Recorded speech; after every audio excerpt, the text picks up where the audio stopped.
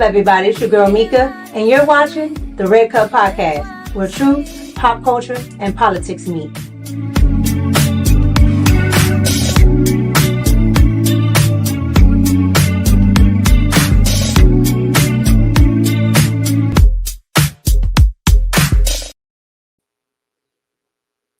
What's up, everybody? It's your girl Mika, and we're back for another Red Cup Talks because this is where truth, pop culture, and politics meet. And it is Tuesday. What's going on, everybody in the chat? What's up? What's up, you guys? It is Tuesday. It is Tuesday. What's going on, Alicia? What's going on, Loud and Clear? What's going on, Tyrone? What's going on, Sugar Shane? What's going on, your car? Your car don't play. Send me my $5. Thank you all for showing up. What's going on, everybody? What's going on, Magnetar? What's going on? Loud and clear. What's going on, you guys?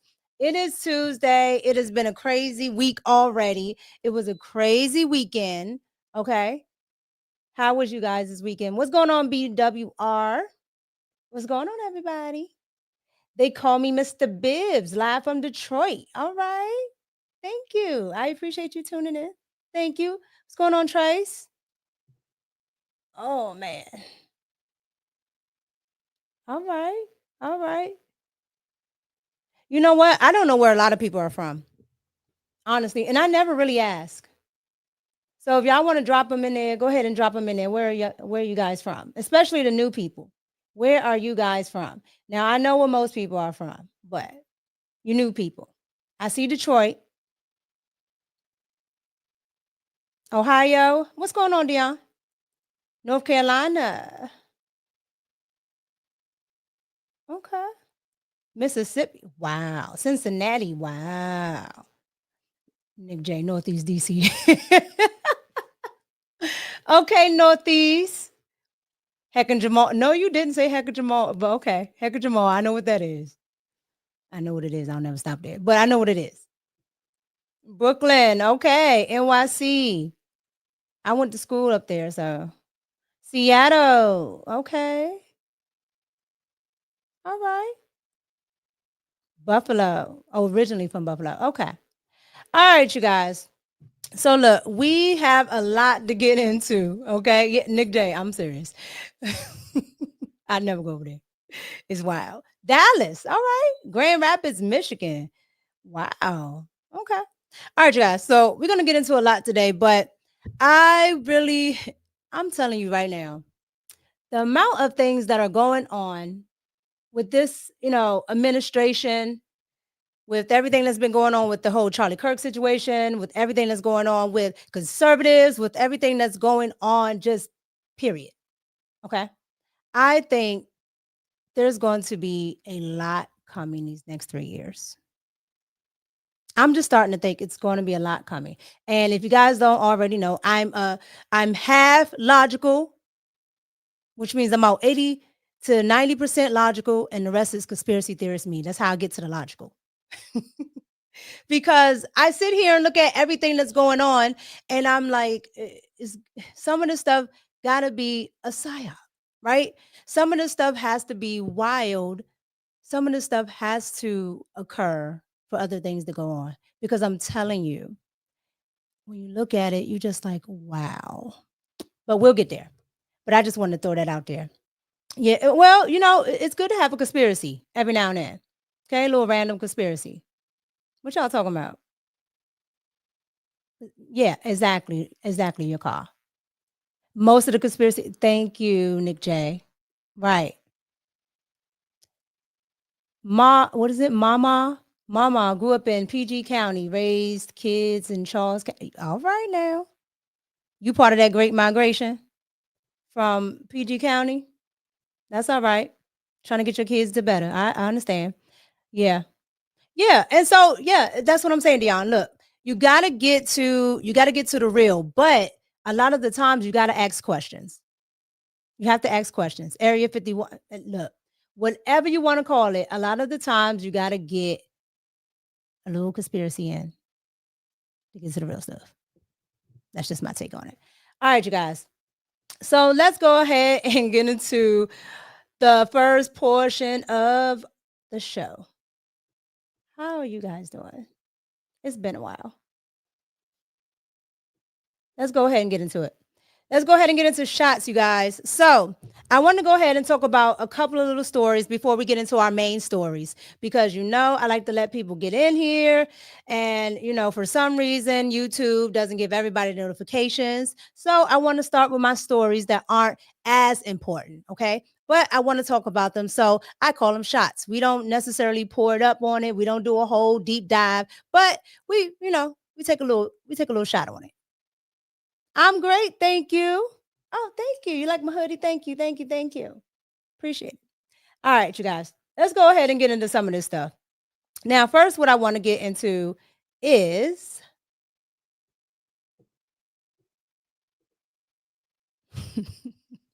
I want to get into The View, okay? And the reason why I want to get into The View is because, as we all know, all right, I wasn't live yesterday, but as we all know, Donald Trump went live. Okay, he did a whole press conference and he talked about autism and he talked about Tylenol. Okay, he talked about autism and Tylenol. And another thing that he talked about Cuba. Now, you guys know that my family, okay, well, half of my family is Cuban. And when I tell you that it was annoying me, it was so annoying to hear all the comments afterwards, to hear all the press afterwards, to hear some of the doctors here in America, because I'm telling you right now, they do not like that Donald Trump is okay with just releasing all this information. All right. So, of course, everybody came out and had things to say, but the Golden Girls are back. Okay. The Golden Girls are back. And they had a lot to say about the press conference that Donald Trump gave yesterday. So we're going to get into that right now. Here we go. Announced yesterday, the medical community rang the alarm bells after a press conference where who announced new recommendations from the health department under RFK. Take a look.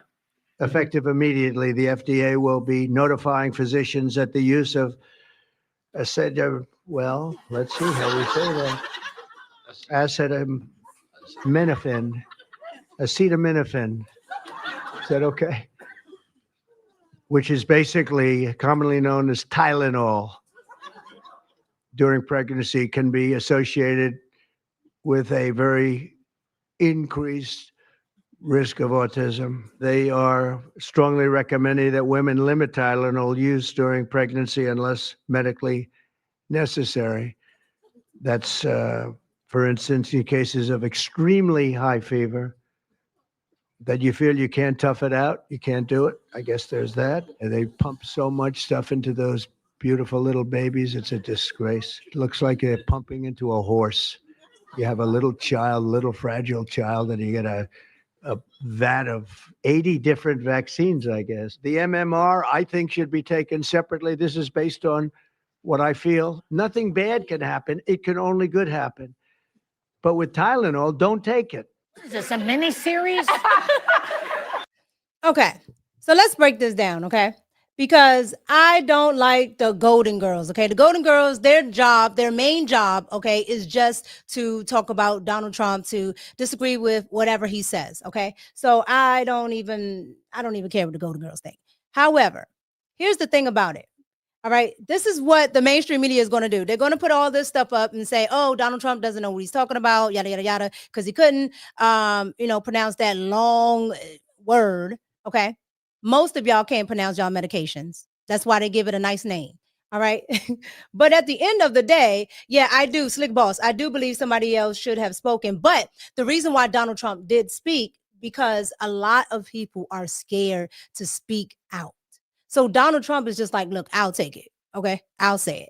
But the problem with all of this is it's the same thing that happened with COVID. The same thing happened with COVID. The exact same thing. Okay, when Donald Trump said ivermectin, everybody ate you know what. Everybody went, berserk. Oh, he's talking about horse pills when he wasn't talking about that. But everybody went berserk.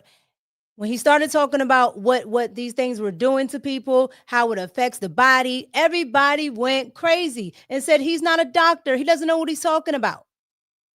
Everybody went crazy. And now, 4 years, almost 5 years later, they're finding out that the vaccine did actually harm people, especially young boys. They're finding this stuff out now. So the thing about it is the medical community doesn't want you to question it. And of course, Big Pharma definitely doesn't want you to question it. But if Big Pharma was correct about everything, especially these vaxes, why in the world can't you sue? You cannot sue. Okay. If your baby becomes vax injured, you cannot sue. I wonder why. Why can't you? And that's because of Big Pharma. That's all it is. Big Pharma, Big Pharma. Big Pharma does not want you questioning or not taking anything. It's a like Big Pharma runs everything here. So you can't even say, I don't want to vax my children. Because then they call you anti-vaxxer. And in some hospitals, they'll even call, CPS. I've seen it. Okay. So this is what they're doing. This is what they're doing. Okay. And the Golden Girls are a part of that whole mainstream media narrative to keep smearing it. But let's finish hearing what the Golden Girls had to say. I need acetaminophen after listening to him. I'm sorry. You know what? You need Ozempic. RFK Jr. is not a doctor. No. And you, sir, are not a doctor. And neither is, what's his name? Bill Gates. He's not a doctor either. And he's over there vaccinating everybody in Africa. And nobody bats an eye. He's not a doctor. When was he's not even the person that built the software for Microsoft. So why do we listen to Bill Gates? We listen to him on climate change. We listen to him on vaccinations. We listen to him on, depopulating the earth. Literally. Like we listen to him on all of that. But he's not a doctor. But he's fine. But you can't listen to RFK because God forbid we listen to a Democrat that doesn't hang with the Democrats anymore. So now, since he's hanging with Trump, we cannot listen to him. This is what I'm telling you that happens all the time. It happens all the time. And Whoopi gets on my absolute nerves. And I do mean my absolute nerves because she was the main one on Donald Trump. The main one. And now she got so much to say. It's wild. And you don't have any understanding clearly of why people take Tylenol. It's been around forever. There are all kind of studies out there. I'm not listening to y'all anymore. I'm not listening to you. Anymore? You never did. Well, no, that's not so. Oh, no? That's no. Oh, you mean I the listen, CDC, the prior, the CDC. I listen to my doctor. Yeah. Right, of course. He or she knows me, knows my kids. He's telling people that, they shouldn't be taking Tylenol unless they have a high fever. Dude, you're not a doctor. Stop it. And the makers of Tylenol, thank God, responded that independent, sound science clearly shows that taking Tylenol does not cause autism. They don't know what. Okay. So even that is incorrect. So Tylenol is in a lawsuit right now. Okay. So that's something that she's not saying. Tylenol is being sued right now. Okay. Because a lot of hospitals, a lot of doctors, a lot of studies, especially, one out of, I believe it's, if I'm right, I believe it's Harvard, but I'll look that up in a second. But a lot of studies are saying that there's a connection there, that there's a link. The only place that's saying that there's no link, shocker, is the NIH. Shocker. Okay. The same place that Dr. Fauci you get it. Okay, so I really don't know what Whoopi is talking about. Okay, and you don't, Whoopi, you like 90. We don't care if you listen. Okay, we really don't care. Please don't take Tylenol. Don't take nothing. Yes, please. All right, we don't care. So at the end of the day, this is what The View decided to do with that information. Now, if you guys don't know, okay, when he got to the whole thing about Cuba and that essentially that there are places in the world that are considered third world, right? That are essentially autistic free. Okay, there's no autism or Asperger's, meaning like there's none, like there's no people. It's just so low, it might as well be none. Okay, which was the case in the United States up until like the 90s. And now it's like 1 in 26. So yeah. Okay, it was Yale. Okay. All right. I knew it was one of those Ivy League schools. All right. Thank you, your car. So at the end of the day, you have literally this woman here saying, hey, it's okay. It's okay. Take it, take it, take it. When there are studies suggesting a link. Okay. But Cuba has 0.36 per 10,000 people that have autism versus America's 1 in 26. And most of them being little boys. It's wild. It's wild to me. Okay. And then down in Cuba, they've already had a vaccine that cures lung cancer. And for some reason, I tell people this all the time, in Cuba, they have the best doctors in the world. You can look it up. Google it. They have the best doctors in the world. Cuba doesn't have the best infrastructure, but those doctors, the best in the world. There are Americans going down there for cancer treatments because they're getting, radiation to death here. So the American medical establishment is wild. That's all I'm going to say about that. Yeah. Right. Nick J. Right. Yeah. Most of them are boys because boys, for some reason, and I would like to know that reason, but boys, for some reason, are more exposed to it. I don't know if it's genes. I don't know if it's hormones. I don't know what it is, but it's boys I think they said like 1 in 13. It's a lot. It's a lot. Well, okay. So I see somebody in the chat says, studies get, contradictory. Yeah. And you can pay people to say whatever, right? Which is why I don't get into all that. But when I start seeing studies that match other countries that are under the thumb of the United States, then, a bell goes off. Okay. And in Cuba, again, it's almost non-existent. Then he talked about, the Amish. The Amish have a religious exemption, just like some other people. They have a religious exemption and they don't do those vaccinations. And their community is different. So what is their community doing different that the rest of the country isn't doing? And that's what you have to focus on. So I didn't like that at all. But anywho, that is what the Golden Girls decided to focus on, unfortunately. All right. Let's move on to one of my favorites. Okay. Let's move on to Don Limon. But before I move on to Don Limon, I want to bring up a guest. All right.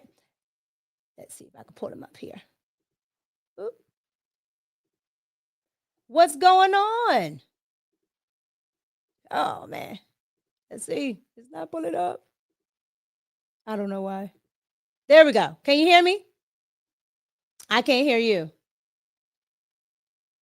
I can't hear you. Yep, I can't hear you.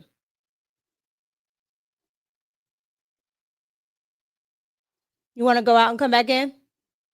All right. So, you guys, my guest for today, all right, his name is Dave Anderson. And Dave Anderson is, when I tell you he's everywhere, he's everywhere. And I wanted him to come on because he's awesome with economics. He's awesome with politics. And he has a very, very, very inspiring book out. And he also went to the Breakfast Club. So I want you guys to hear that story. And I'm going to get him to come back up once he can get the audio straight. Sometimes StreamYard just does whatever it wants. Can you hear me now? Yep. Okay, there we go. What's going on, Dave? Man, I'm feeling good. How you, Mika? I'm all right. StreamYard doing what it do? Yeah. Trying to keep a black man down. So I was just talking to my audience about Trump's Tylenol spiel. And I was also talking to them about Cuba and a lot of the medications and things down there.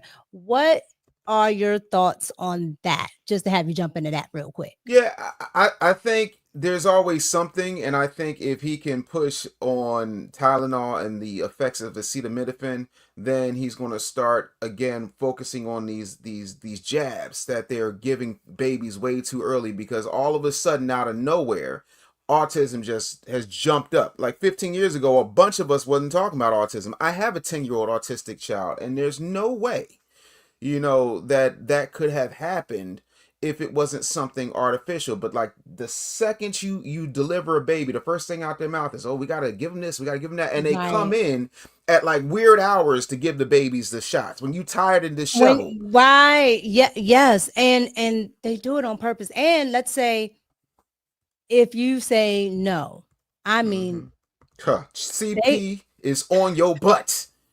I'm trying to tell people, but here's the thing. He also, as I was just telling them, he also mentioned Cuba and the Amish and how they deal with autism and how there's virtually no autism, right? And so I played a little bit of The View talking about it earlier. And here's the thing about it. The View, they're saying, essentially RFK is a kook. Donald Trump doesn't know what he's talking about. So what are your thoughts on it? I think they're doing exactly what they get paid to do, which is orange man bad. But again, what from a medical perspective, what did we get from the Biden administration? Oh, we got do the jab or lose your job.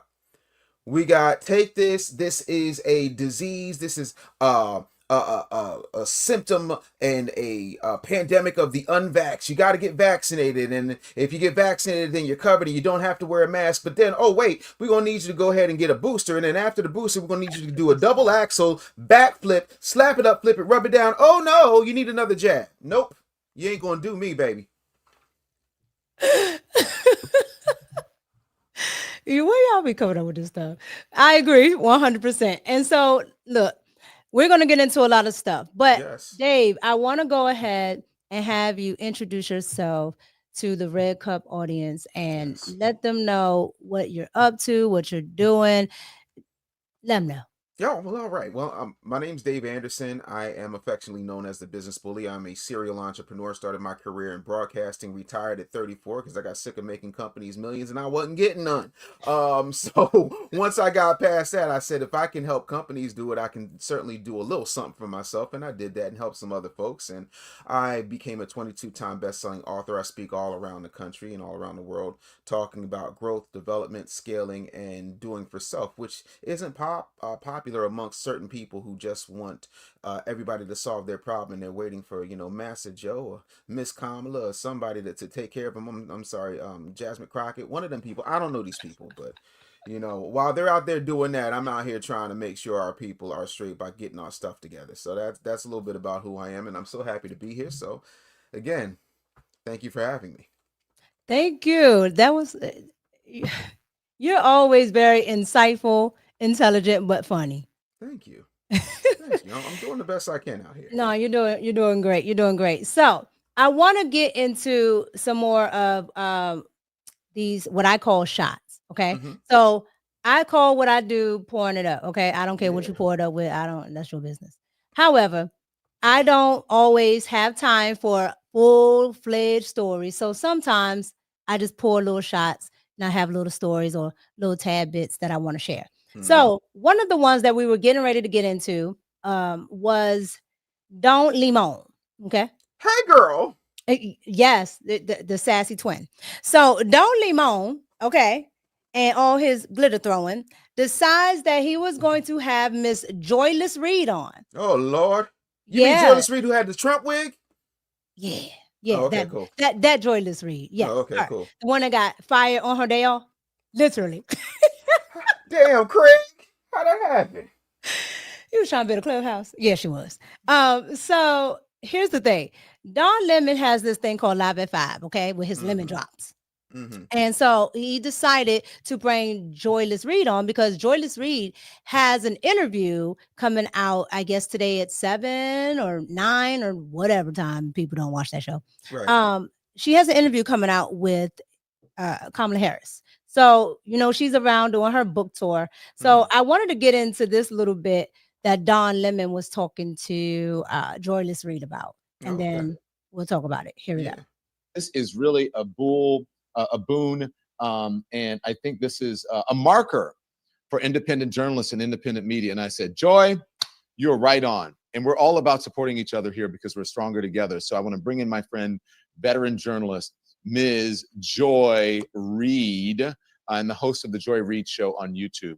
Joy, thanks for joining. Before we play the clip, I forgot that both of them got fired. Nobody wants them. Because he said independent journalism. Yeah, now, remember when we were on YouTube, mm-hmm. we was YouTubers and nobody's listening to them. And now both of them are on YouTube using StreamYard and they're independent journalists, but we're YouTubers. But Mika, you got to remember, like, we're R. Kelly. Now that you've come around, seen it my way. Come on over here to these YouTube streets. Come get monetized. Yeah, because they found out it's unbelievable. How quick your ass got fired now. Thank you for coming on. Before we play the clip, what did you talk to what this means for independent journalists? And I think Kamala Harris recognized something that she may not have recognized when she was on the campaign trail.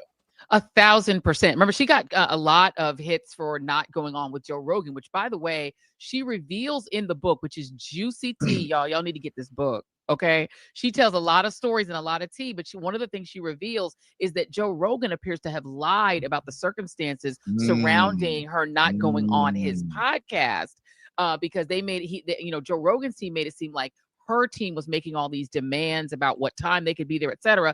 And she reveals that that was not true. So that's one of the pieces of tea in the book. But she was accused of not really recognizing the importance of, independent media. But I can tell you, in setting up this interview with Vice President Harris's team, as an independent media outlet, the Joy Reid Show faced absolutely no detriment versus the biggies. We actually recorded our interview before all of the networks recorded theirs. The great Rachel Maddow had her on live on Monday, but we had already recorded our interview. We recorded it on Friday. She then did The View today. She's doing lots more interviews. But what I just said with Wajahat Ali on his Substack, which I think is so true, and I name checked you, my friend, we who are doing independent media are giving just as legitimate, factual, researched information as you could get from our old jobs, the places where we used to work. And we can bring you the same interviews. You had Karen Atia on. You were the first to have her on, Don. Nobody has booked her. She has not gone on CNN. She's not been invited on MSNBC. She's not gone anywhere. But both you and I have interviewed her on our independent channel. So if you want to hear what happened to Karen, you can come to us. Please. Absolutely not. Absolutely not. So now they want to act as if they are doing something new. Something innovative because they're doing it. Yes, that it's so innovative. They left their old jobs and they have all of this, these new ideas. They're we have the same setup. We could do everything. Duh.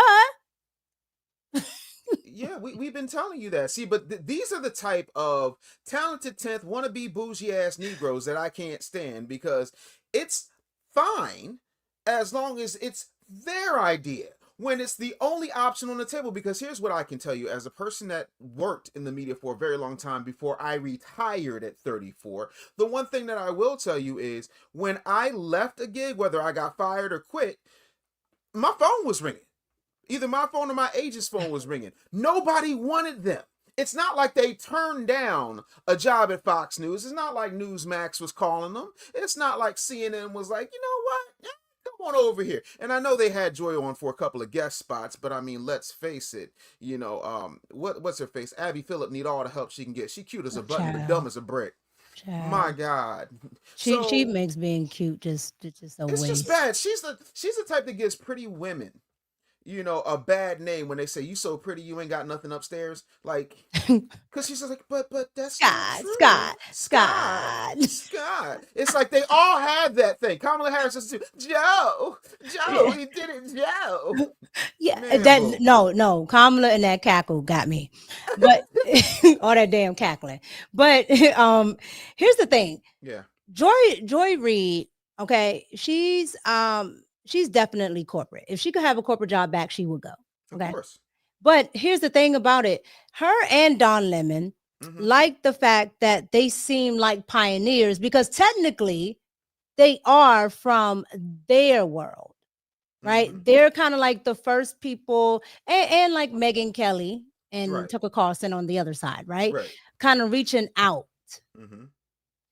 But I still don't, I don't view them as real independent media, because they came from a place where they built those connections, right? Yes. Based off the corporate connections. Bingo. The people on our side, the people that we bring on, like if we bring on a politician and things like that, we actually had to build up our own recognition. Right. With our money, your parents' money, whoever money. It's not corporate money. No. So I just didn't like how she said that, but she's gonna get into I think a trailer of her interview. Oh Lord. Watched you do better journalism interviewing Nancy Mace on the streets of DC, and these streets. It's a portion of her interview with the vice president. This is her teaser. Okay, here it is. The sitting vice president takes up the race against a former president of the United States. The longer with one, Andy, 107 days to go. And that's what the book is about. It's about what that experience was. No, it was an experience of we'll get to that one. Meeting. There we go. You unpack the results of this election. Do you feel that your loyalty to the president was returned? And do you feel that your loyalty to a fault cost you the election? Oof. It's a tease. You need to go on here with that. First of all, why are you screaming? You need to go on here with that. That was the siren. That was that, sir. He is. He's sassy. Yeah. No, I just love how these pro-black people talk all this pro-black stuff, but everything they do is what? So what? So what?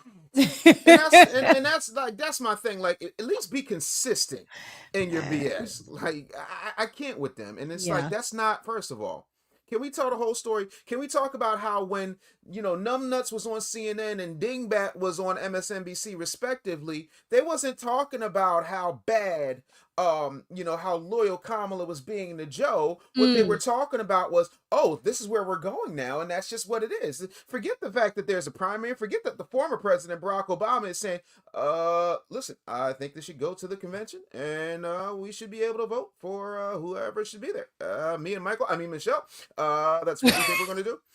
So none of that. Now all of a sudden, oh, your hands were tied. Did your loyalty to Joe Biden cost you? Listen, she sold out a long time ago, because didn't she lie and say she was on the second class of the buses that were being bused, but we all know she got her education in Canada?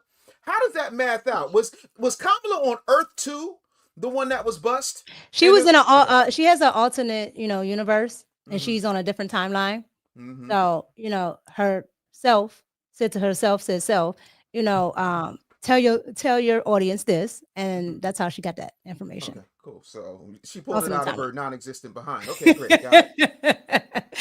Yeah, no, that's exactly correct. That's why I do not like Kamala Harris. Okay, No. Kamala Harris, and we'll get into Kamala Harris a little Sure. bit later. But Kamala Harris is another distraction for people in general in America, but definitely people of color, and most definitely the 92%. Wait, Mika, two things. I'm sorry.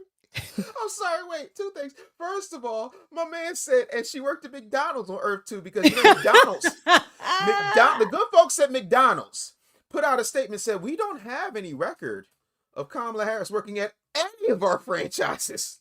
Exactly. Throughout the known Exactly. universe. And that's why Trump hit her with that. I have now worked 2 hours more than Kamala Harris. Do you know that McDonald's is up the street from me, the one that Trump worked at? Really? It really is. Wow. Yeah, I was like, yo, I said, I'm dropping fries. Trump was in there eating fries. I'm telling you right now. He was Trump- upset because I'm telling you, Joe Biden would have been there, but he'd have been upset because the ice cream machine was broken and he can't chew nothing.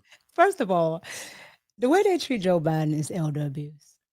It's so elder abuse. They let that man lick his ice cream in peace. They pulling him here and there. He just trying to be like, how you take your pop to the, and he just scooting.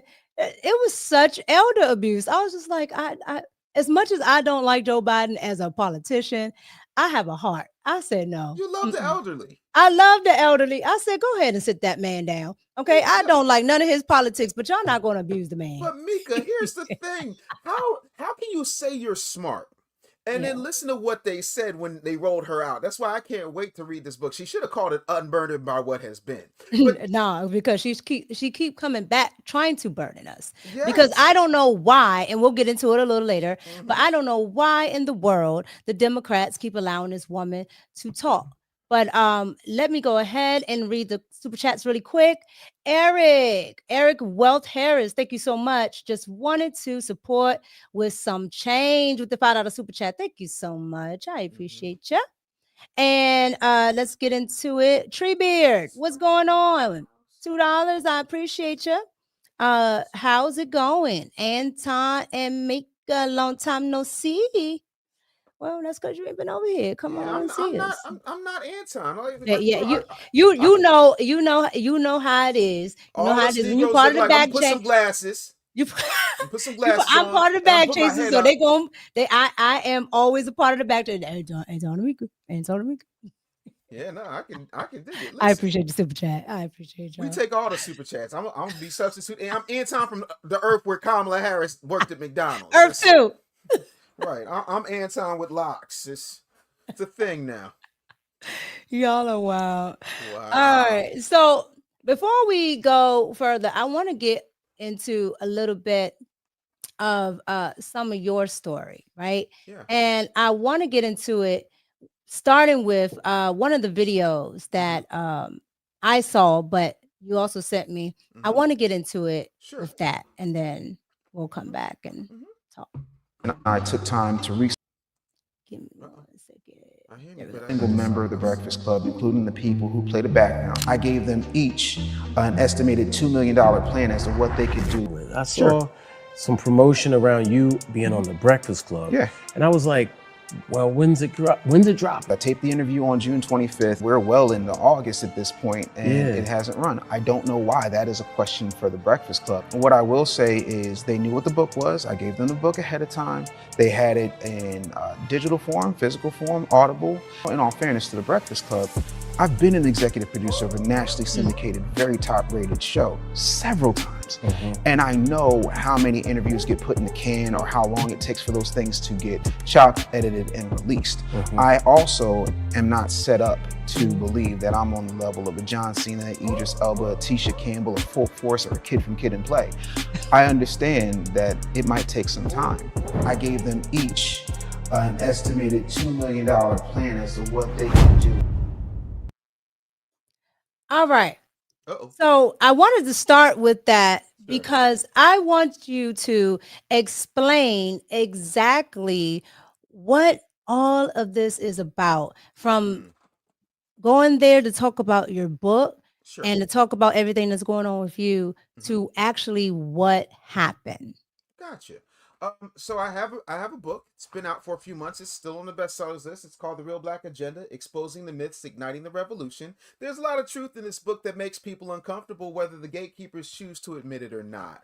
I talk about how in the Black community, and I've lived in, because I was in radio for a very long time, I've lived in 34 cities in 19 states, and I saw the same thing pretty much everywhere. I saw Little Italy, I saw Chinatown, Koreatown, and then there wasn't any Black Girl Magicville. There wasn't any Brothertown. But I did see the hood more often than I saw a, well-to-do, densely populated Black neighborhood. I did see the hood. And in the hood, I noticed that there were dispensaries, and there were liquor stores, and there were pristine churches, and there were abortion clinics and Planned Parenthoods.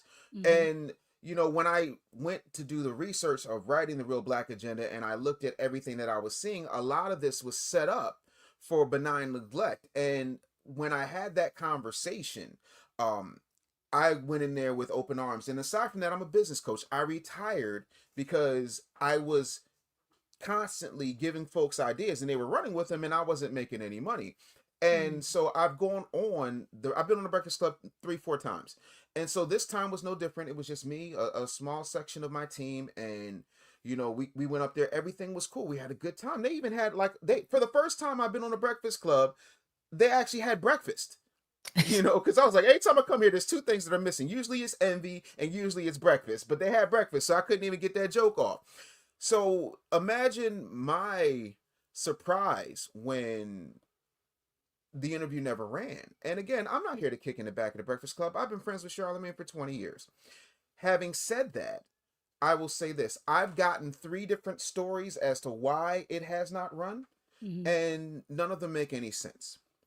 So in your, I guess, in your thoughts, why do you think it didn't run? Now, I would say, of course, the talent really don't have anything to do with it. So why do you think it didn't run?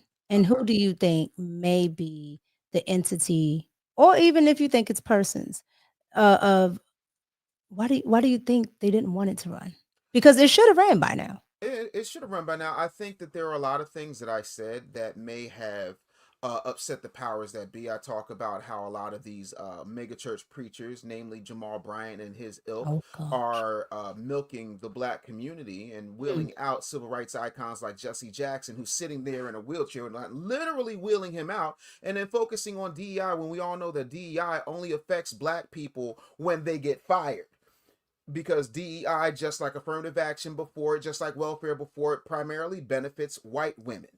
And when you understand that a lot of these civil rights things, they use Black people and then they whitewash, and I don't mean that in a racial way, I mean they scrub over what was already there. They whitewash history and then try to start singing old Negro spirituals, get Black people to get their teeth kicked in, and then everybody benefits. The illegals, the LGBTQ, white women, everybody but Black people. Black people do all the getting their teeth kicked in, but get very little of the benefits. And then when you start pointing out the fact that there are more abortion clinics than there are culturally competent care, and it's not about being poor and Black, because Serena Williams and Beyonce almost died on the table, I can understand why you might not want to let that get out if Planned Parenthood is one of your major advertisers. Because Planned Parenthood sent a Black delegation up to the Breakfast Club and said, oh, we're different, we've changed. But Mika, I'm not trying to be funny, but if the KKK decided to make KKKFC, you eating that chicken, Bobo? No. Why not? I don't even eat the chicken that the KFC got right now, because I'm pretty sure it's poison. So you would understand why, just because you put some Black people in a position, if you put a Black face in a racist space, that people with 2 connected brain cells wouldn't buy it. And then, when I go to talk about how it's important to have culturally competent doulas and, prioritize safe home births, he says, well, Erykah Badu's a doula. And I say to him, I know that my goddaughter Marley, Erykah Badu brought into the world. But the truth of the matter is, my best friend is in a certain tax bracket, and yeah, Erykah Badu's gonna come to his house, and have a birthing pool. Everybody can't do that. And then name me 15 other Erykah Badu. So there's certain truths that I'm sure folks didn't want to get out. Yeah. And then the other part of that is, and again, I can only tell you what I've been told. With allegedly, part of it was the FCC might have had some issues, which is rare to me, because if the FCC has an issue, normally you get a letter. If it's a matter of vetting somebody, which is another thing, I helped grow the company that the Breakfast Club works for. Point one. Point two, I've been on the show 3 to 4 times beforehand. If you don't know me by now, me saying something along the lines of I have 300 employees should not be something that needs to be vetted, because I've got fractional ownership in several companies. That's how that works. And if that's the issue, what I told them was edit it out. And then it was, we'll call you back. And then that's where we are. Luckily, I do have the footage. Whether it'll see the light of day, I mean, your guess is as good as mine. But none of it added up. Because if it was an issue, you could edit it. If it was a problem, I never got it. And how do you vet somebody when you never contact them? Yeah, and that's what I talk about a lot of times with the liberals, right? I honestly don't know why, for the life of me, that they are so, meaning the 92% and the 70% of men that stroll to the polls, behind the 92%. I don't know why they're so gun-ho at staying with this party. We were just talking about, Kamala a little bit, and she has a hold on that part of the party. So what do you think it is? Like, what do you think, in your opinion, why there's such a loyalty with that party? I'll tell you two things. The first thing that I will say is the reason there's so much loyalty with that party is people do what they've always done. And they wonder why they're getting what they already get, which is the definition of insanity. The second part of that is the Democrats operate on two things. And this really pisses me off, but it's the absolute truth. The first thing they operate on is fear. They want to scare you. Ooh, Donald Trump's a racist. And then before that, what was it? Ooh, Mitt Romney's a racist. Oh, before that, what was it? Ooh, John McCain's a racist. Even though John McCain snatched the microphone out of an old white woman that was disparaging. And said, no, Obama. ma'am. No, ma'am. No, he's a good man. We have diametrically opposed differences on issues, but that is a good man. Just like they try to make John McCain, not John McCain, Mitt Romney a sexist, saying he had binders of women. When he was like, no, I look at women candidates. I have a binders full of them. Right. It's wild. It's wild. But why do you say think he had a collection of hustlers? They're doing this because if I'm saying, listen, I'm successful, nothing's holding me back, I'm not a victim. If I'm saying that, that's a problem. See, it was cool when I was 500 pounds sitting in the seat wearing a Darth Vader shirt, but I come up there with the $1 million title and I'm wearing a $5,000 suit, and I am speaking about the things that we need to do, that we need to take responsibility for, that we need to start growing our own food, that we need to start educating our kids and not leaving it up to daddy government, and making sure that we're actually doing the things that count. Now all of a sudden it's No, but my thing is this. I find it very interesting that there was so much pushback for everything that I was saying, but when Ben Shapiro got up in there, they was quiet as church mice. Well, you know why that is called small, second word, hat. Hat. See, but that's why I got this bun, because I figured if I put it in a bun, it kind of looked like a small hat. Okay, that's all we're gonna say. Look, that's all we're gonna say about that. Okay. But that's exactly correct. And I just, I don't understand why, a group of people will keep committing themselves to it and not get nothing from it. There's no economic, there's no economic representation. Your economic situation gets worse every year. And it's just like you said, even with the DEI stuff, with Jamal Bryant and all the other pimps and hustlers that are pushing this, it was made for the liberal white chicks. Okay. It's not made to enrich liberals all together. Right. And I don't know why they don't understand this, but go ahead. They love it. And that's the thing. Jamal Bryant is a guy who has a mega church that you know he Yes. took over from Eddie Long, and we already know the history. You already of the know what late he Eddie. into. Mhm. Eddie, Yes. girl. So Yes. you know you get run out of Baltimore because all you do is show up after the work is done, and you know what I mean when the hood boogers is like, hey dog, you can't be out here. Okay. You robbing the people. I'm When the telling you hood right now, boogers is- every time I talk about Maryland, okay, every person that has been on my show, every time we get into Maryland and we say anything about Jamal Bryant, you know they ran him about Maryland.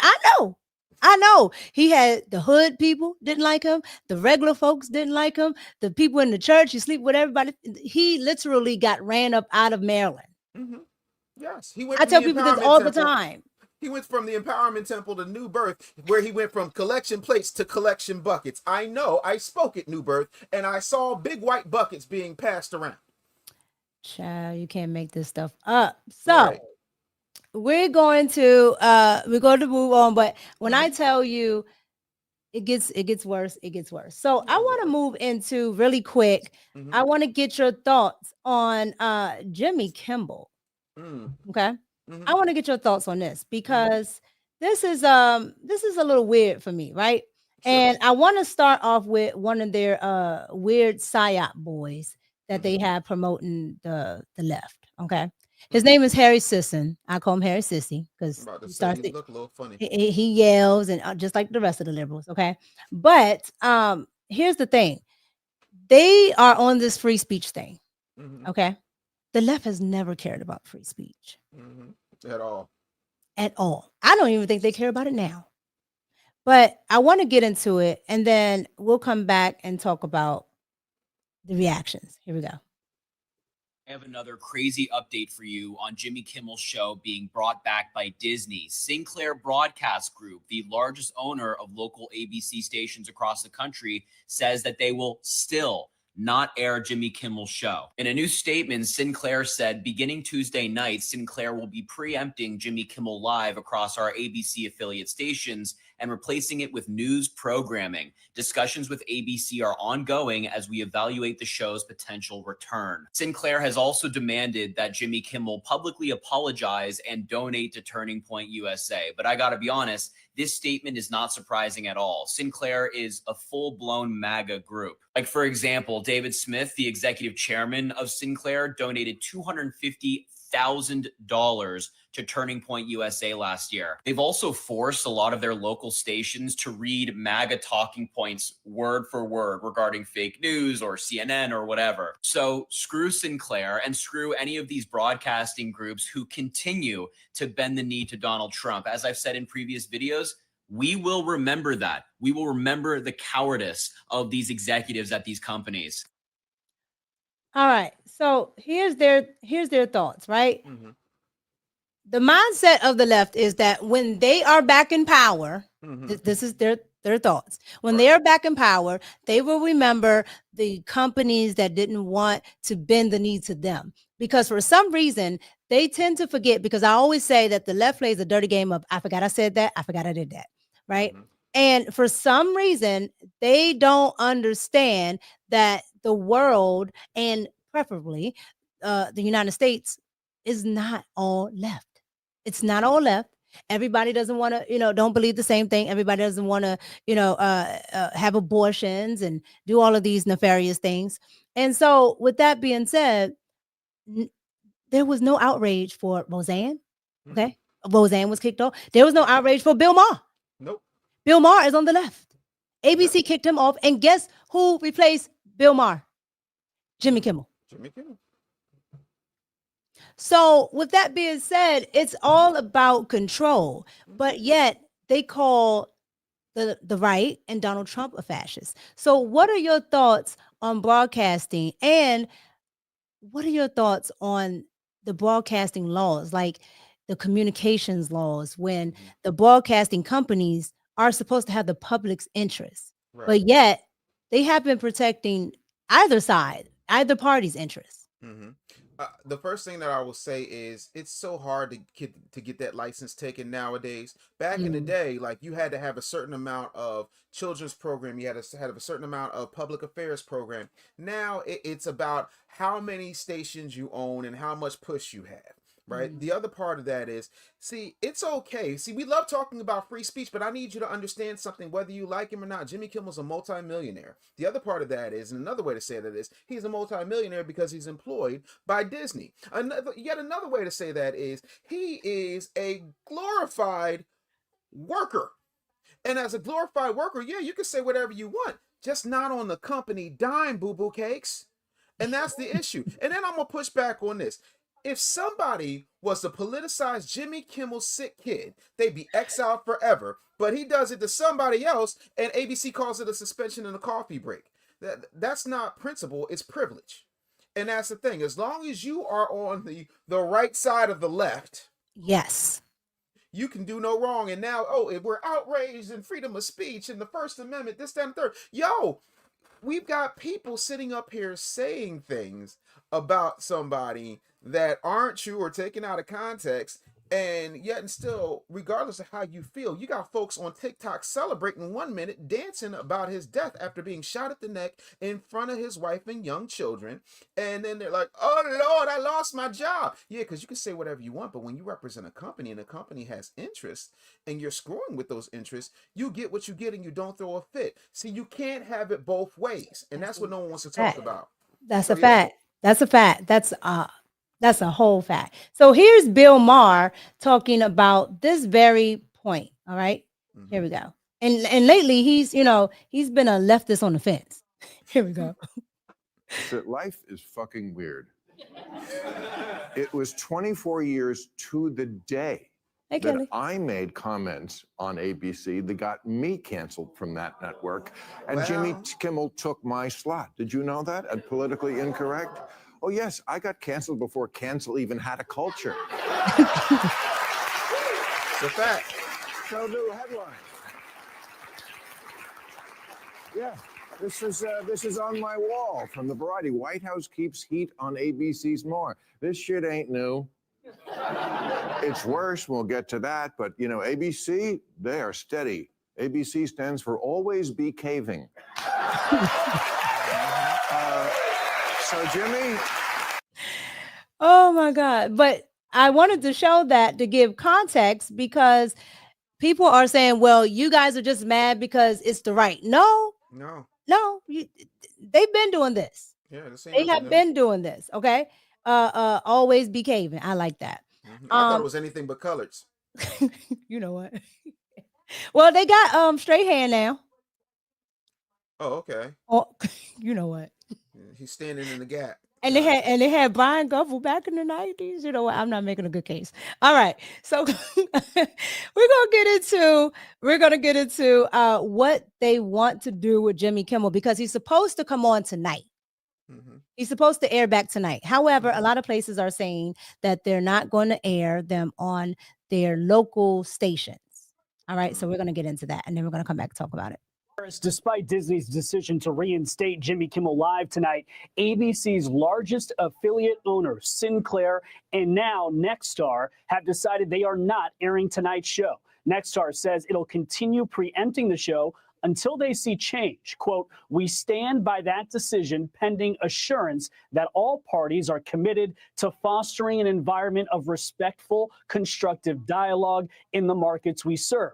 Nexstar owns 28 ABC affiliates, including in large markets Nashville, Salt Lake City, and New Orleans. This comes after Sinclair yesterday said it still won't air Kimmel on its 40 ABC affiliates, including in Washington, D.C., Seattle, Portland, and St. Louis. Sinclair says it's replacing the show with news programming as it continues discussions with ABC.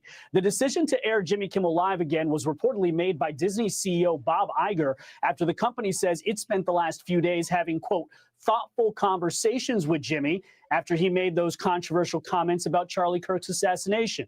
In a statement, Disney explained for the first time why it suspended Kimmel. Quote, last Wednesday, we made the decision to suspend production on the show to avoid further inflaming a tense situation at an emotional moment for our country. It is a decision we made because we felt some of the comments were ill-timed.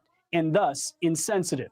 It is not clear whether Kimmel will apologize tonight, but Sinclair is demanding Kimmel issue a direct apology to the Kirk family and to make a meaningful personal donation to the family and Turning Point USA. Harris, Charlie Kirk's Turning Point USA, is applauding Sinclair's demand for accountability. Disney's decision comes amid pressure from the left. Everything from boycotts to condemnations from the Screen Actors Guild and the ACLU. Harris? And don't forget a shooting. So what are your thoughts on all of that with Jimmy Kimmel? I will say this. The first thing is, again, money talks and BS runs a marathon. We like to operate as if we operate by the golden rule. Do unto others as you would have them do. No. We operate on the golden rule. Whoever has the gold makes the rules. And Sinclair was like, yeah, nah, we ain't running him. Because whether you like the man or not, it was disrespectful. Now, if this was Jimmy Kimmel's ABC, if it was his network, yeah, you could do that. Ted Turner used to say a lot of off-color stuff when he owned CNN and TBS. You know what I'm saying? But guess what? This ain't that. You're an employee, homeboy. And again, when the affiliates have a problem, as a person that has executive produced for some very top level talent, I will tell you, when the affiliates have a problem, you gotta address it. Whether you think it's right or not, whether you want to back up the talent or not, the talent is still an employee. And guess what? Talent gets replaced all the time. If you think I'm lying, the current president was replaced by Arnold Schwarzenegger for The Apprentice. Well, here's the thing. They got those 400 signatures, right? Because the talent said they were walking out the door. Okay. Meryl Streep was one of the top talents that, signed along with others, right? Essentially doing, blackmail, like, hey, if you guys don't bring him back, we're all out the door. Okay. Right. Top talent, Meryl Streep, Selena Gomez, Robert De Niro, people like that. Oh, top talent. People who were even old when I was a kid? Facts. Yes. Oh, okay, cool. You said Selena Gomez? I'm sorry. Facts. Selena Gomez that was crying about 2 months ago about Mexico. But she ain't doing what? Have you seen Selena Gomez put up $1? Not one. For the Mexican illegals? Legal fund? No? Not one. Okay, so it was performative because she cut on the camera and then started crying. Oh, that's what actors do. They wait till the camera's on. Never mind. Go ahead. This your show. No. You were cooking. You're absolutely correct. And that's why, I made a video about it. But that's why I was laughing about it because, ma'am, okay, you guys like these people so much. How come y'all don't have them in your house? Let them in your. You got a big mansion. You got 10 hallways. Okay, you got all of this stuff. Go ahead and let them in your side. Right. You so mad at sanctuary cities. You so mad at people shipping illegals to sanctuary cities where y'all said y'all wanted them, but yet and still you so against borders. But everybody who says they're against borders has a gated community and armed guards. Tell it. Okay. Tell all it. right. Tell it. Look, but they're like, oh, well, but that's different. I'm like, no. It's not different. It's not different. But you can't tell them that. But I absolutely agree. So he's supposed to come back tonight. Do you think that his ratings are already down? Do you think that his ratings are going to be higher than ever or lower than ever? I think that you're going to see a pop because people are going to okay, for example, in the 80s when Howard Stern was on his way up, before he got into syndication, when he moved to DC, the one thing they did was what's called a perceptual study. And in a perceptual study, they show you what they want you to hear, and then they ask for your reactions. It's almost like a focus group. And they said, people who listen to Howard Stern listen for about 15 minutes a day. But people who hate Howard Stern listen for 45 minutes a day. The people who loved Howard Stern and listened for 15 minutes, and the people who hated him and listened for 45 minutes, when asked why they were listening to him, both said the same exact thing. I wanted to see what he had to say. So the ratings will be high tonight because people are going to want to see what he has to say, and then it's going to be in the toilet, like Joy Reid's career. And her hair. All right. So, I'm so sick of it. Like people, I don't know why nobody wants to tell her, Joy Reid, let it go. Okay, All of it. Just let it go. bald like that one. Yeah, like bald headed like Yana Priestley. Presley. Yep. Just go ahead. Just let it go. Let it go. And then you draw more attention to it when it's bleach blonde. And back here, Stevie Wonder got more. Stevie Wonder got bigger bangs than Joy Reid. She hanging on to it. She holding on for dear life. I don't get it. My show had value, not according to the ratings. Oh my God. But and you know why? You know why I didn't have a problem with it? Because I remember when she was, Magga, stop whining. Okay. Cool. So when she was crying, I was like, girl, stop crying. Right. Stop whining. You be all right. Cool. All of them. Listen, all this independent media is just doing so well. It's funny though, because when they get fired, they define their way to a ring light and a podcast mic. Roland Martin couldn't stay on CNN. He couldn't stay on TV1. Now he's big. Go to my iPad. And then my iPad. Yeah, I'm like, okay. This is the thing about Roland Martin, though. This is the thing that I find hilarious. Roland Martin. Okay, he's so. I'm so rich. I know everybody. I had all this equipment, even when I was working at TV1 and all the stuff he says. Why does it always sound like he's in somebody's hallway? Because he's yelling and he hasn't affixed the microphones and adjust them for proper EQ. And then on top of that, you got to realize, have you looked at his cheeks? You know, my doctor said that when you get those black lines on your cheeks and you're not a football player, it's probably a sign that you got hypertension. You got high blood pressure. And then I'm not trying to be funny. As a person that's a recovering fat ass myself, I'm trying to understand why you drawing attention to the fact, like you used to try to wear the ascot, but you ain't had no neck. You know, so you was like, it would just be, it'd be hanging there, just get my iPad.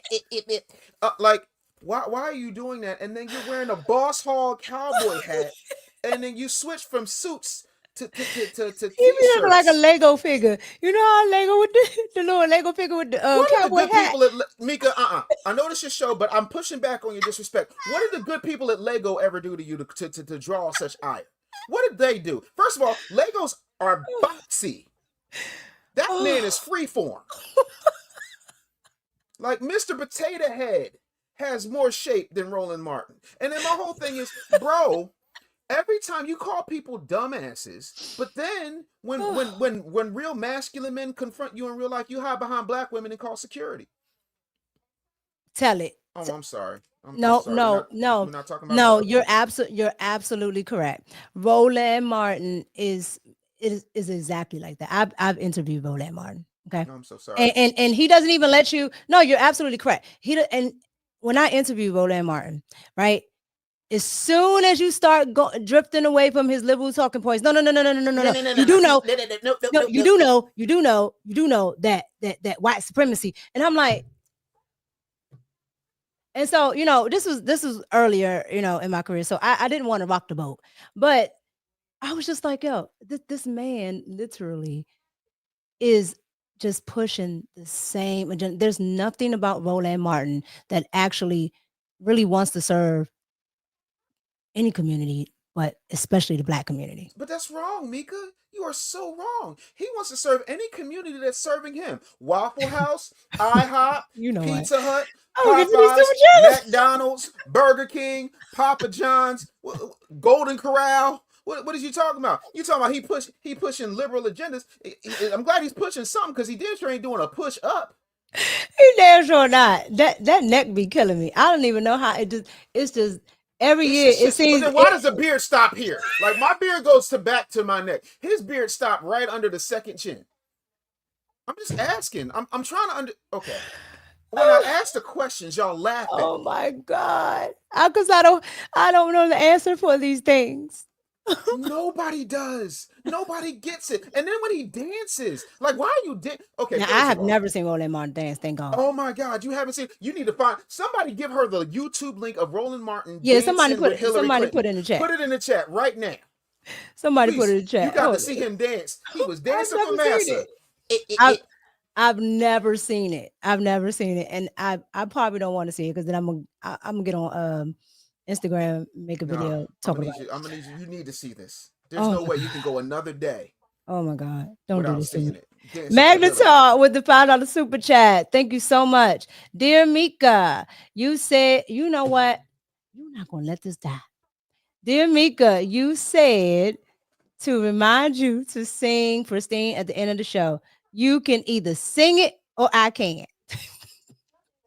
Oh, somebody put it in the chat. Oh, golly. Mika, you need Thank to you for the $5 super chat. Somebody put in super chat on the chat. Somebody put in the chat, but no, what does that super chat say, Mika? What say? This one? No, the other one. The one you just Oh.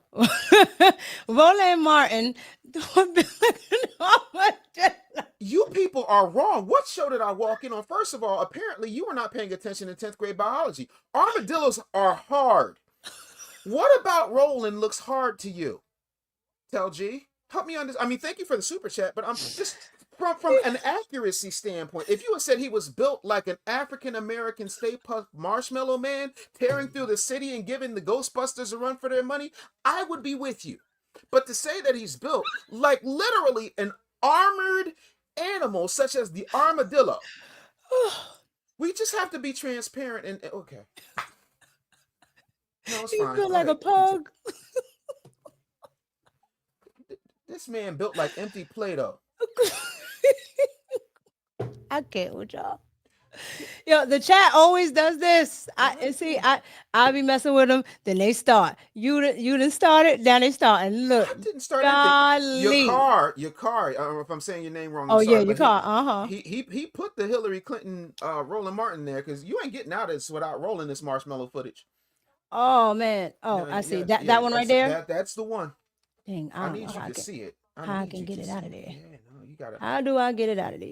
If you go to the side, right where you can highlight the chat. Just highlight it, and then you can I can copy it. You can copy it. Can you see it? I can. I'm about to. Yeah, do it for me. I got you. Yeah, send it to me, and I can pull it up.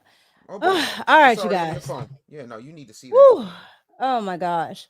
It's in your Oh phone. my gosh, we are about to get to the last topic in a second. Oh gosh. Yeah, no, you need that. Let me copy it. Somebody said his chin has damaged hair follicles. Why y'all doing this to me today? It is Tuesday. It's not Thursday yet. You guys, hilarious. Oh Lord. Okay, I'm about to share this tab. Yeah, no, so share it. Here we go. That thing back. Yeah. Here we go. Love you, Miss Hillary. Welcome to TV1. Oh, I love you, Miss Hillary. Welcome to TV1. Oh Lord. I dance with dance with NASA. I dance with NASA. I dance with NASA. I dance with NASA. I dance with NASA. I dance with NASA. Oh yes. Who did this? Tariq Nasheed did that. Oh my God! Why? What's wrong with y'all? And I ain't a fan, but sometimes he says some stuff. But that is hilarious. That is funny. I ain't gonna front. So shout out to that. Oh Lord, welcome to TV1. I dance. Yeah. Hey, look. At the end of the day, that's what they all get. Okay, because here's the thing: the people on the left, okay, the white ones and the black ones, they never say anything about these people. They never say anything about, and we talked about you being at the Breakfast Club and how they did that, but nobody checked Hillary Clinton when she was at the Breakfast Club. Nobody checked Joe Biden. Nobody checked Joe Biden. He said you ain't black if you don't know who to vote for. Did they check on Dr. Umar, aka Dr. Dashiki Dumbledore, and his Hotep Hogwarts? That hasn't happened yet. Did they check on that? No, they haven't. And that's the problem. They were promoting it, and there were so many other people that they could have been promoting, and they won't do it. It's so Dame Dash had a point, and we're getting ready to go into this last topic, but Dame Dash had a point when he said, "You're here to keep us stupid." Absolutely. And that's probably why they won't put your book up. No, they're not going to go to the realblackagenda.com. They're not going to because they're not interested in it. I haven't seen Dr. Carl Anderson since he schooled Charlamagne. Yeah, after that, see the thing of it is, like, every morning show has Peace and Pan-Africanism. You don't find that suspicious? No, Umar, I for funky tuned it. I beg your pardon. All right, you guys, we're gonna get into this last Clip, man. we're gonna get into this last part of the show. Okay, we're gonna get into it. Let's go. Miss Kamala. Okay, Miss Kamala. Miss Kamala won't go away. Why? I don't know. I didn't vote for her, and I don't like her. However, Miss Kamala won't go away. And so I want to get into the Democrats and what's actually happening and how it's affecting their numbers, how it's affecting everything that they're supposedly fighting for. But the American people, even the Democrats, are actually seeing through it this time. And I think they're going to have a hard road the next 8 years, if not more, but the next 8 years. So I want you guys to see what CNN had to say about it. Here we go. I would just say that if you want a messenger to go against Donald Trump, you can do far better as Democrats than Kamala Harris. What are we talking about here? Well, let's take a look at her net favorable ratings nationwide. You know, back in October of 2024, she was at -5 points. Not exactly great, but pretty close to the zero mark, right? Pretty close to even. But now, down under she goes. She's at -13 points. That's an 8-point drop. Since the general election among the overall electorate, she is not well liked at this particular point. The American people, they don't want this. They don't want her. And get this, she's 37 points underwater with independents. If you can't win independents, you can't win the election. And the bottom line is, with those in the center electorate, those who are the most up for grabs, she is way, way, way underwater. She is definitely swimming with the fishes. So that I would just... Did he bunny hop down to -13%? Did I see that right? Did he? And he said, because I think he's Italian, he said she's swimming with the fishes. She's swimming with the fishes. So why do you think the Democrat Party allows her to keep pushing herself out here? Why are the Democratic machines still allowing her to promote herself as if she has a fighting chance? Because we like symbolism more than we like substance. And that's what it is. They want to give us that thing. First of all, let's keep it a buck. Do we not remember when Charlemagne asked President Biden if he was going to get a black woman VP candidate? Because that's what they wanted to see. That's what the people, everybody remember that, right? I remember that. So when they got it, again, they passed over Stacey Abrams, who would have been more qualified. I said that. I don't even like Stacey Abrams. But if you're going to get a black woman, if you're going to get a black woman, and poor Stacey, twice. They did this to her twice. They did it her out. She smiled, and then it was like, "Yeah, it's not going to be you." And she was like, "I have said this time and time again." Okay, when I had my girl Kelly on, we've talked about it. I don't understand. I'm like, what happened to Stacey? Okay, and Stacey had to come out there during the time that she got picked, and during the time that she was running for president. Right, is Donald Trump. But you know why? She's too dark. And she's fat. And she, thank you. You said it, I didn't. So no, like, let's be clear. And they don't like, let's keep it a buck. They don't like the way she looks.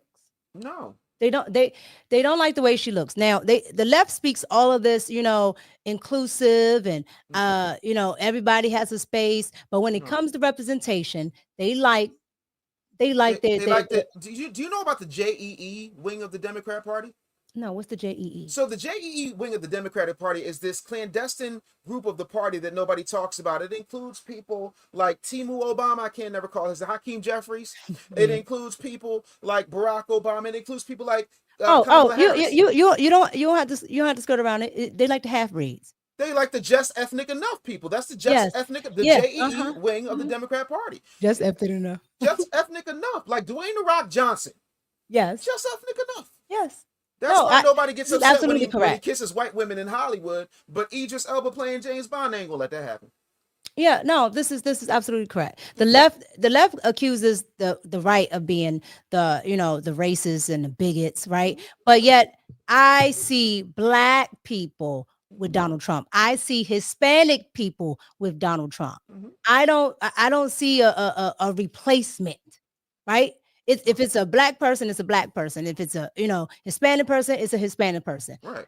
Whatever, right? It's that person representing that nationality, that ethnicity. But for some reason, the Democratic Party doesn't.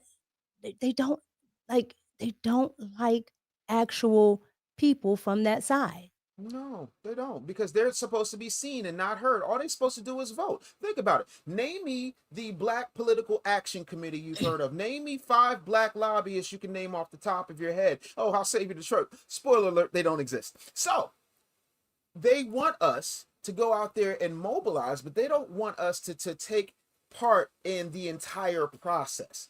You know, and when you look at it, everybody else understands that we have a representative government. There's a Congressional Asian Pacific American Caucus. There is a Congressional Hispanic Caucus. And when you look at what their mission statement says, it says, we're here to secure the American dream for Hispanics. We're here to secure the American dream for Americans and Pacific Islander Americans. The Congressional Black Caucus says, we wants to help everybody's, peoples of color, gays, everybody.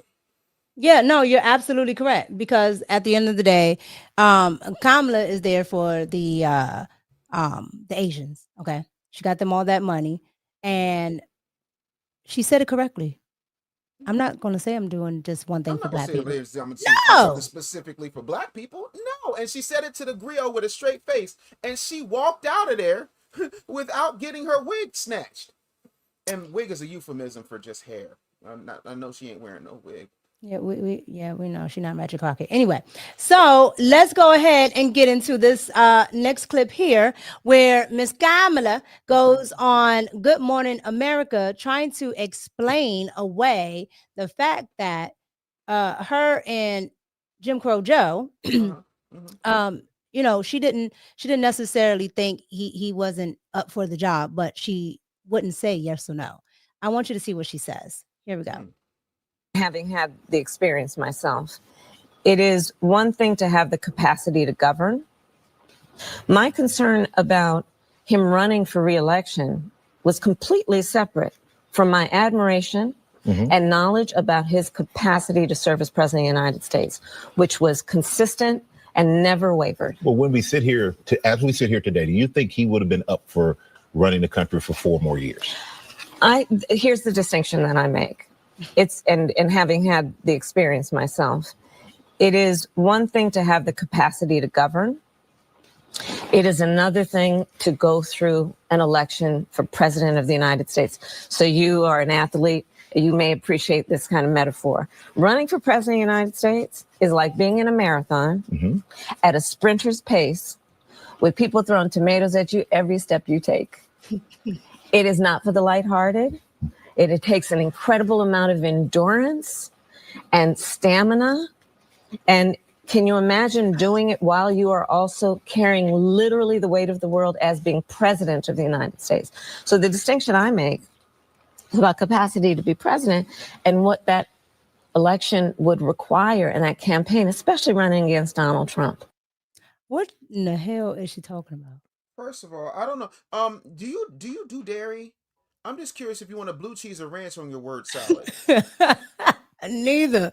Okay. I don't even like salad because it don't make no sense. It's not food. It has no. It's not food. It's not food. It's not like the fries that served at McDonald's. Exactly. It's empty calories. Can't do it. Wait. I'm okay. She said, you know, it's not for the lighthearted. Lighthearted people are good people. So she's saying it's not for good people. Or she probably doesn't know that she means it's not for the faint of heart. Because let's face it, she doesn't understand what can be because she's been unburdened by what has been. And then she said, imagine doing this while being president of the United States. Oh, you mean like how Bill Clinton did it? You mean how Obama did it? You mean how Reagan did it? I'm trying to understand. Don't you have to run for president while you're president if you're going for a second term? Isn't that part of the job description? Isn't it called leader of the free world? And wasn't she beforehand, before they put her in that position, wasn't she the one saying, I don't know, because Joe, he's running around like people, 40 years younger than him, and like we all have to keep up with Joe. Meanwhile, he was asleep by the pool. So were you lying then, or are you lying now? Oh, she was lying the entire time, just like she had been to the border, but you never been to the border. And we have been to the border. I haven't been to Europe, but we have been to Europe. Exactly. And this is what I mean. And that's why I think you're seeing the numbers that you're seeing. That's why I think you're seeing, the exodus from the Democratic Party, because I've been talking about that. I just think there's a whole host of things that's just going wrong. So with that being said, I want to get into the biggest part of it. And this is... There's more. What did I do to you? I thought we were friends. Why do you keep torturing me with this woman? Go ahead. We're here. I'm you in for a penny, we in for a pound. Listen, we're here. It's fine. Chick-fil-A got kale salad. I don't trust it. Know that. Chick-fil-A. I don't trust it. But this is the last clip here. This is what I have on the thumbnail. And it's ironic to me because they talk about misogyny, sexism, this, that, and the third. Homophobia. Right? They talk about homophobia a lot. And for Rachel Maddow, who's gay, past that, but Rachel Maddow, okay, didn't push back at all. And I just thought we're at a pivotal point to where these people now, even when they're being gaslit, when it affects them, they're still willing to deal with it. They're still willing to push the lie. So I want to get into this clip with Rachel Maddow because her face told it all. Here we go. I guess I'd ask you to just elaborate on that a little bit. It's hard to hear. With you running as, you're the first woman elected vice president. You're a Black woman and a South Asian woman elected to that high office, very nearly elected president. To say that he couldn't be on the ticket effectively because he was gay, it's hard to hear. No. That's not what I said. That he couldn't be on the ticket because he is gay. My point, as I write in the book, is that I was clear that in 107 days, in one of the most hotly contested elections for president of the United States, against someone like Donald Trump, who knows no floor, to be a Black woman running for president of the United States, and as a vice presidential running mate, a gay man, with the stakes being so high, it made me very sad, but I also realized it would be a real risk. No matter how, I've been an advocate and an ally of the LGBT community my entire life. So it wasn't about any prejudice on my part, but we had such a short period of time, and the stakes were so high. I think Pete is a phenomenal public servant, and I think America is and would be ready for that. But when I had to make that decision with 2 weeks to go. And maybe I was being too cautious. I'll let our friends, we should all talk about that. Maybe I was. But that's the decision I made. And I, as with everything else in the book, I'm being very candid about that. Yeah. With a great deal of sadness about also the fact that it might have been a risk.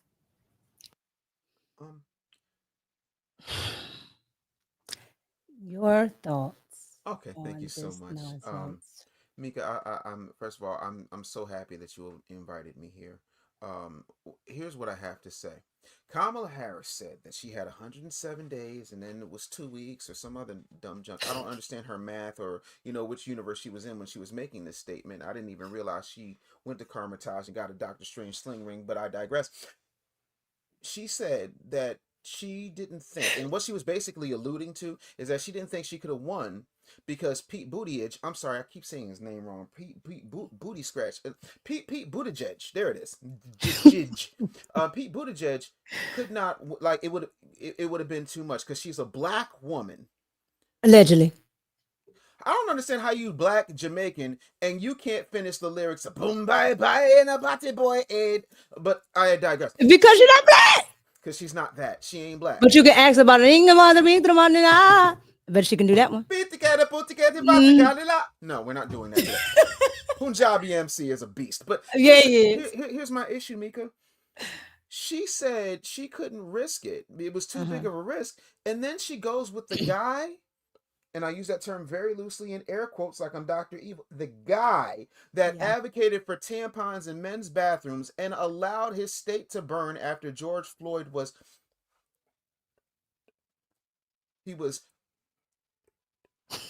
so I'm trying to understand, because when I think manhood, when I think masculinity, when I think somebody that I feel I'd love to watch a game with, the first name that pops out of my head is Tim Walz. That's right. You didn't know that? He knows how to shoot better than Elmer Fudge. He is he is the he is the guy. No, that's not even the word. He is the guy that you call when you want to have a beer. He got off the escalator singing the Pussycat Dolls, and he had on booty shorts, and he had on a F Donald Trump t-shirt, and he said that Donald Trump wishes he was as hot as him. If that's not masculinity, I don't know what is. First of all, it coached him, and I don't know what he's coaching exactly. Volleyball. Oh, is that what he's coaching? Volleyball? He looked like he coaches pickleball. Emphasis on the pickles. Pause. And Tim Walz know how to fix a car like I know how to fix the economy. He's just a knucklehead. Go ahead. But I'm like, so you go from Tim. I'm sorry, I'm not trying to be funny, but if I had to choose between Pete Buttigieg and Tim Walz, I pick Pete. I pick Pete. Pete may be gay, but I have not seen him be that flamboyant. Tim Walz is way more flamboyant than his daughter is extra masculine. Okay, the one that always talks about Donald Trump, the 19-year-old. Oh my God. She's always talking about Donald Trump. Yeah, she's singing bass on the new Boys II Men record. Yes, she has that. Oh my God.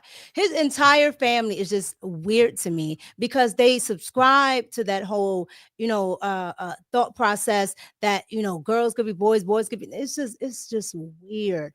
And it's just like, I don't understand why she thought America would go for that. Even the far lefties was like, that ain't representing me. Because she did not want to get upstaged by small hat Obama, aka Josh Shapiro. That's a fact. Because Josh Shapiro, I would have voted just to get Shapiro up in there because I live in Pennsylvania. She could have picked what's his name, Fetterman. Stop. Nobody's picking Herman Munster, and now whatever fixed his brain. Now that he recovered, if you notice, a lot of his positions are starting to sound more conservative than ever. Oh, he's gonna do what Manchin did. Mark my words. Yeah. Oh, you remember? Speaking of, do you remember when Charlemagne asked Kamala Harris on his show, "Who's running the country, Joe Biden or Joe Manchin?" And she said, "Look, it's Joe Biden, and I'm the vice president. I'm Kamala Harris. That's my name. And you're sounding like a Republican right now. Oh Lord, that's an insult." Yeah, because the rhinos of the Republican Party definitely got their hands in the Democratic Party because Democrats are definitely rhinos. Yeah. Okay. There's absolutely no way Liz Cheney is friends with Kamala. Why? No. Yeah, because they're all rhinos. But at the end of the day, this book is going to be trash. I don't really care to know what she did in 107 days other than, spend $2+ billion and got nothing out of it. And I'm supposed to find that inspiring. Yeah, you forgot about the 25 million that came with the 2 billion. She's negative 25 million in the whole. Oh yeah, and when she kept the names on the list. Yeah, and she kept the names on the list and didn't take them off. And the donors were like, why are you still taking money and the campaign is over? When I tell you I go down this rabbit hole, I've done so many videos on it. And at the end of the day, I still have liberals that fight with me about this. It's just absolutely nuts. Oh, they're going to fight. I got into a war of words with my son. I don't know who my son is. He's not my son, but he was talking about how leadership looks so good because he put up a video of Barack Obama singing Amazing Grace. And I'm like, do you know the guy who wrote Amazing Grace was a card-carrying, slave-owning piece of hot trash truck juice? Of course you don't, but that's leadership. They love optics, they love a song, they love a dance. Listen, y'all saw Roland dancing for Hillary. Come on, man. And last but not least, you see that they're sitting up here talking about white supremacy. They're sitting up here talking about Donald Trump, Charlie Kirk, all of these people. Mm-hmm. Meanwhile, Robert Byrd was an Mhm. active KKK member. Exalted Cyclops, to be specific. Yes. Mhm. No matter how many times I bring that up, Mhm. it doesn't matter. Yeah, because you know who was at his funeral, right? Bill and Hillary, Obama, And Obama. and Joe Biden. Yeah, Jim Crow Joe. I understand. So, I mean, at the end of the day, I really feel like Kamala Harris is it's just here to distract people. Yeah. She's here to distract people. She's here to, detract from what the Democratic Party doesn't have going on, which is absolutely nothing. They have absolutely nothing going on. She's not really doing that well. No. Um, No. She has name recognition because she was the VP, but she's not doing anything. She's absolutely not doing anything. So I'm going to give you the last word because you're the guest here. And I want you to, say whatever you want, talk about whatever you want, but I want you to go ahead and express yourself. Let us know. Yeah, What's on Dave's mind? The things that's on my mind right now is the fact that real voices that are making an impact and asking people to think logically, think strategically, and not vote and act emotionally are being shunned. And a lot of times that happens in mainstream media when mainstream media wants to keep the status quo exactly the same. And that's one of the main reasons that I wrote this book. It's called The Real Black Agenda. It's available right now at therealblackagenda.com. If you order it tonight, I'm also going to send you a free audiobook of the book just for you getting it from the website, because listen, it only makes sense. Find the book that was too scary. Get yourself a copy of the book that was too scary and too hot for the Breakfast Club. I want you guys to go out here and get this book. I just came back from Atlanta and I kept asking people, what Jamal Bryant has done. Like, he had taken the back garden of New Birth and he turned it into a place because he wanted the brothers that smelled like weed. He didn't do that. This man got more brooches than my 80-year-old mama. So I want y'all to understand that I'm exposing all the myths, and I'm hoping that one of you will take up the cause and ignite the revolution. Go to therealblackagenda.com. Check me out on all platforms at The Business Bully. Mika, thank you so much for having me. I've been really looking forward to doing your show. I think what you're doing is phenomenal. And we need more people who aren't corny talking conservatively, because let's face it, 96% of black conservatives are whack. Oh yeah, well that's because they're trying to be something that they're not. Because right? they're trying to dance for massa like Roland. I look, at the end of the day, I can only be what I am, right? You either like me or you don't, but I am what I am. I'm a girl from Washington, D.C., and it is what it is. All right. And honestly and truly, I find that conservatives, period, actually Your like do not put up the Amazon link, because I don't get that money. Amazon get that money. Jeff Bezos don't need that money. Go to therealblackagenda.com. You see, you over here undermining the black man by putting money in the white man's pocket. See, that's the conspiracy. See, that's what happens when you add the conspiracies and you carry the five. You remember on the oh my Lord, you remember on Malcolm X's movie, and he was like, "I'm sorry." He's like, "I'm sorry, Malcolm. Don't be sorry, brother. Don't be sorry, brother." You act like this hate teaching. No. This is love teaching. That brother's dying. He's thirsty. He needs to go to therealblackagenda.com and order the book. You are messing up the money. Look, genuine. You see this right here? This is blue pony fur. You do not wipe. You blot. You blot that. What is wrong with you? Therealblackagenda.com. Your car just gonna come over here and undermine. Did Kamala send you? I need to know. Then he strode to the post. Let me get on these super chats. I can't stand y'all. Oh my God. Oh my God. Oh my God. These people make me look like Mother Teresa. Yo, chat. I'm gonna read it because you can't function right now. Let's talk game with Lyric the Gamer says, I want to correct you one moment, Mika. His name is Richard Maddow, not Rachel with that bass in his voice. Jesus. And them look right in the camera when Kamala said that and was like, but did you see them? I don't know what her pronouns are. I didn't do well with pronouns in third grade. But did you see the way the lips got tight? Oh yeah, the little bit that what was that? Yeah, that's what made me pay attention. In the neck right there, see that vein in the neck. Yeah. Oh, because she understood what she was saying. She was being, if somebody on the left had said it, if Donald Trump had said that, they were like, so you didn't want to pick him because he's gay. Meanwhile, Donald Trump's And thank you so much for the super chat. Meanwhile, Donald Trump's person, I never knew that the Treasury Secretary was gay. Wait, the Treasury Secretary is gay? You sure? Yep. Damn. So wait. The racist, homophobic, xenophobe Hitler has a gay in his cabinet? Yeah. The Treasury Secretary is gay. But he doesn't talk about it, so I never knew. And I was floored. I said, wait a minute, he's gay? He doesn't, and I know I shouldn't say this, but whatever. He doesn't act like it. Okay. He doesn't have any inkling that you would get to say that he might be gay. So you mean what he does in his bedroom doesn't have anything to do with his ability to do the job? That's a fact. So and the man is great at his job. Not an identity, it's just who you sleep with. Correct. And we don't need to know that. We don't need to know. That's your business. If that's what you want to do, that's what you want to do. We don't need to know that. Are you a great person? Are you trying to help people? That's all we need to know. That's it. You know, if Tim Walls likes tampons in the men's bathroom, that's his choice. He probably has some you in know his what? house. Spaces with the $199 super chat. Did Kamala Harris ever pay back that $25 million? You know she ain't pay that money back. What's she gonna pay it with? Residuals from the Montel Williams show? She gonna call Willie Brown for a loan? She got Willie Bucks. Not Willie Bucks. This is why we can't move as a people. This right here. You guys, thank you all for pulling up. I want to thank Dave for pulling up. Dave, I also have to do like a one-on-one with you because I want to talk extensively about stuff, but I wanted to bring you on because you're a wealth of knowledge, but you're hilarious too. I'm doing the best I can. Please go to therealblackagenda.com.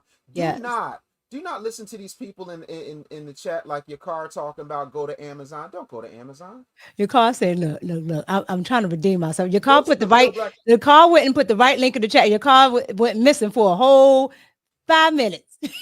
Thank you, Captain Caveman, and put a super chat in there. Captain Caveman just ordered the book. Thank you, Captain Caveman. Okay, thank you so much. I appreciate it. And thank you so much for the super chat. Just ordered the book. Thanks, Mika and Dave. Looking forward to reading it. Thank you so much. Thank you for supporting this platform. Thank you for supporting our guests, Dave. Hopefully the Breakfast Club will put that out, but more than likely not. But maybe we can get the rights to it and put it out because it looked like it was a good interview, and I'm sure it was. Oh, it was great. I had a ball. We had a really good time. So I do hope they put it out. But you guys, we've been here for usually we do an hour and a half, but I was laughing too much. But you guys, thank you so much. I appreciate you guys. Thank you to everybody in the chat. You guys know I appreciate everything you do. It's your girl Mika. Again, thank you, Dave, for coming on. Everybody, we out. Peace. Wake up, wake up.